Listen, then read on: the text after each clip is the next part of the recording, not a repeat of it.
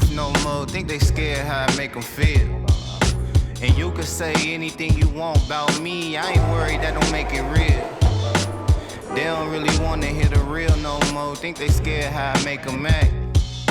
And you can say anything you want about me. I ain't tripping, that don't make it fact. Look, coming live from the gutter like a cold puddle. When niggas water whipping, road shuttle, motherfucking whole huddle. Dutch burning, moving slow, I'm feeling like the minute hand. All wishes granted to me, turning into tenant. I think this is my favorite city in the world.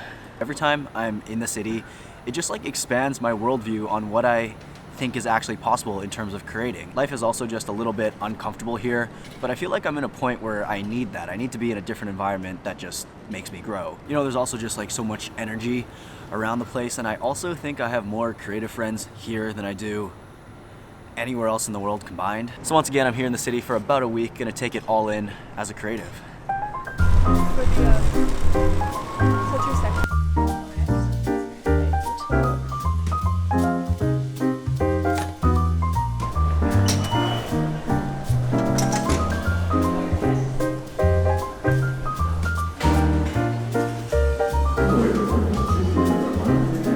Yeah, we're matching again. Yeah.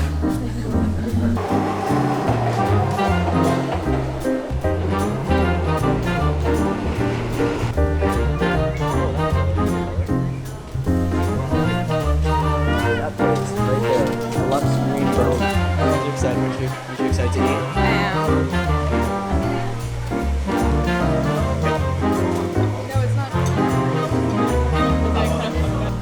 You know, in all the times that I've been to the city, New York City, this is definitely the coldest it's ever been. So the first time when I came to New York City for vacation as a tourist was about a year ago. It was March 2024. And I spent about a week and a half here. It was definitely a bit warmer. And really in that week and a half, I was exploring the city, but also I was just getting inspired and getting back into making videos. At that time, being in the city creating was like a dream of mine, just growing up watching YouTubers, specifically like Casey Neistat, just living the dream, vlogging, building his business, doing cool stuff in the city. That was like exactly what I wanted to do. So for that week, that's basically all I did. And at that time, I think the channel had about 3,000 subscribers, I would say, low 3,000. I think I had like just hit that because I wasn't really posting consistently. So really there weren't any like expectations. There wasn't an audience there. So I was just creating because I wanted to create. At the start of 2024, I challenged myself to commit to like a really good weekly schedule because I really wanted to give this a shot and to see if my life and the stories that I wanted to tell had a place here on YouTube. About a week before coming to New York, I posted episode 1 of my new attempt at YouTube, my new series. I took about a week off from work just to explore the city, and in that week I challenged myself to make 3 different videos. But 2 of the videos I made ended up doing really well in ways that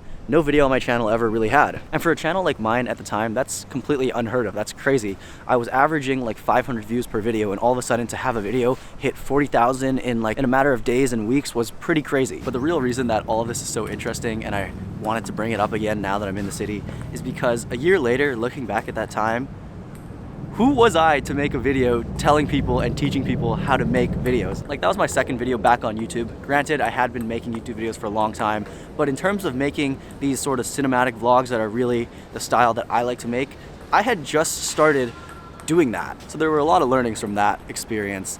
And I think, first of all, like, just fake it till you make it. Nobody on the internet or nobody in real life actually knows what's going on, and everyone is just faking it until they make it. So if you're not doing that, you're almost selling yourself short in life. Number 2, I think it was a huge case of imposter syndrome because I was really thinking to myself at the time, like, I only have this small amount of subscribers. Who's looking for advice from me, right? I'm not even a successful creator. I hadn't made it yet, so who's gonna take advice from someone like me? Because sometimes the imposter syndrome just hits so hard as a creator, a small one to be specific, that it's hard for you to see the value in your work. But even if you don't understand it, your audience will, the world will understand that impact. So when you're starting out, just make the stuff that you actually want to make. Okay, I'm getting cold. I think we should go grab a bite to eat and also warm up.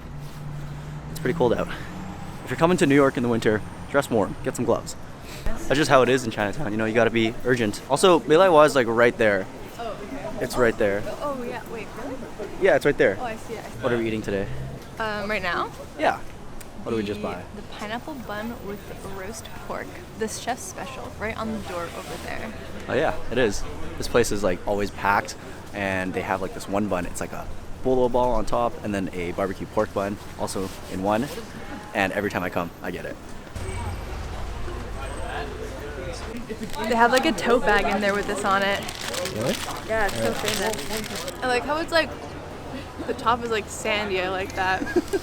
Really? You should It's very good. the inside? In that bite. Oh,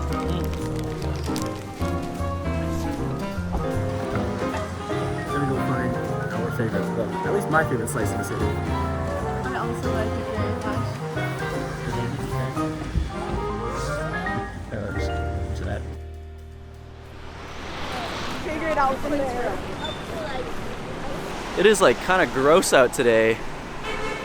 It's been like a combination of raining and snowing for the last couple days, and it's kind of depressing out here, man. Right now I'm heading to meet one of my friends for dinner in K-Town. His name is Paulo. I met him in like November for the first time, and totally unplanned. He just happened to be in the city at the same time as me. Last time we talked was like a few months ago when I was asking him for some advice, some like creative advice. So totally last minute plans, but I'm looking forward to it. Hi, can I get the pork katsu with omelet as well? Yeah, just a.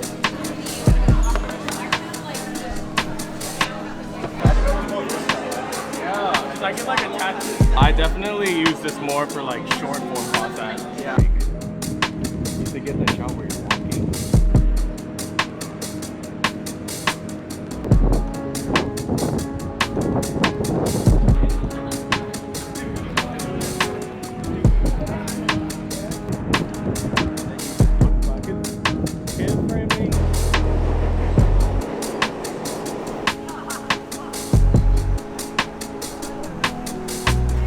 Okay, so a while back I asked you guys on Instagram what music licensing provider you guys used, and overwhelmingly the responses were for Epidemic Sound. So today I'm actually super proud to be able to announce that they are actually the sponsor of today's video. So I've been using Epidemic Sound as my really only place for grabbing music and sound effects. With the searchability and the huge library of music and sound effects, I'm really able to craft whatever kind of feeling I want in my edits. So I create based off of how I actually feel, my emotions, my feelings, and music is just a really powerful way of getting that across to the viewer. I find that I mostly just filter my music based off of mood and genre, and I find that the more I use it, the better this recommended for you music section on the homepage gets, which makes it really simple for me when I'm creating to just get music into my videos. So by joining, you get unlimited access to the entire catalog of music and tools, which I use in basically all of my videos nowadays without having to worry about copyright, and all the music is completely restriction free. So you guys can check out the link in the description to join, and make sure to use code JASON50 for 50% off your first 2 months. I actually used another YouTuber's deal, this exact one, when I first joined, so I really can't recommend it enough. So whatever your next video project, story, or vlog is, if you can feel it,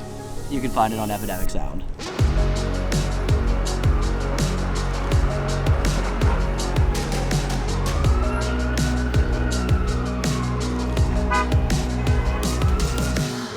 So, you know, I've been toying with the idea of taking things further this year and maybe diving into everything full time. And that's a little bit scary to talk about because I haven't really figured out my game plan yet. Like, part of me thought ambitiously that I would be a bit further along in terms of career and just the entire creator game in the creator economy at this point, but I'm not. And the truth is that I don't think I ever will be at a point where I look at where I am and say like, this is it, I've made it. It's a really blurry line that I'm walking right now between wanting to go all in on passion projects and also figuring out how to support a life. Graduation is really just a few weeks away at this point.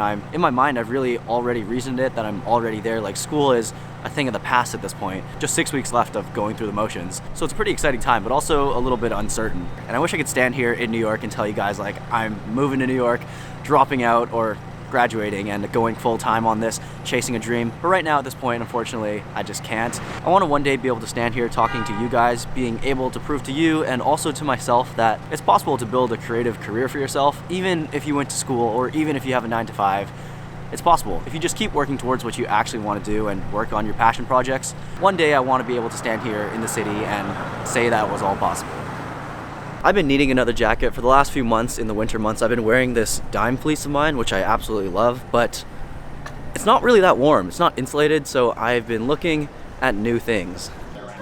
This is very good angle. It's a little big, right? It has padding for sure. I don't know if it'll hold up to like Canadian winter though. And I didn't buy it in the moment because I just had to think about it for a second, and I didn't want to make like an impulse decision that I might regret later on. But now I've been thinking about it a lot, and it hasn't really left my mind. So I think I might, so I'm in the area again. I think I'm gonna have to go and take a look at it again.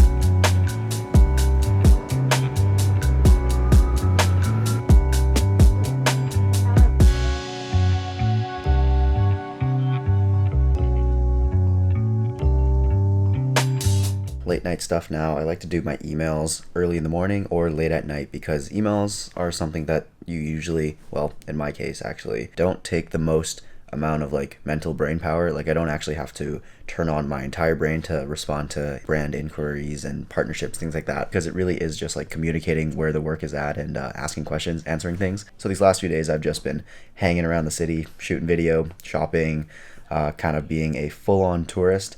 And now I'm just catching up on some work. Also, so I dropped the actual secret, my LUT, a few weeks ago, and I have it set up right now, so every time someone grabs it and I get an order, I get a notification and it goes through the entire email workflow, and I basically get notified whenever there's activity. So finally checking my email and being able to see all of that is super, super cool. To me at least, it makes everything just seem so much more real because, you know, it's a real creator out there grabbing this and putting it onto their own work. Like I know a lot of people go on YouTube to watch videos and grab inspiration like these videos, but it's different when I go to my email and I can actually see a name and it's like an actual creator that is using something I've made into their own work. Like that's crazy to me.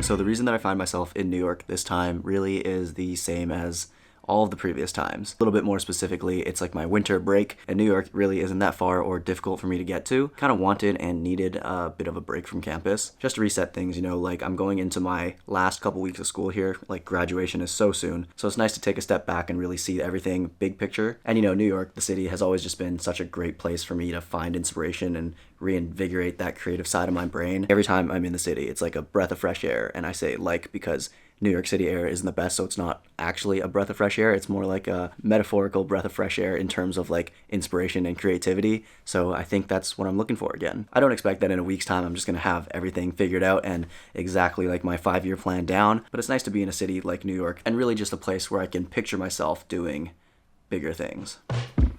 You know, one day I'd like to live in New York, but right now I can't, at least legally. Even with the smells and all of the noise that ruins my audio, I like this place. But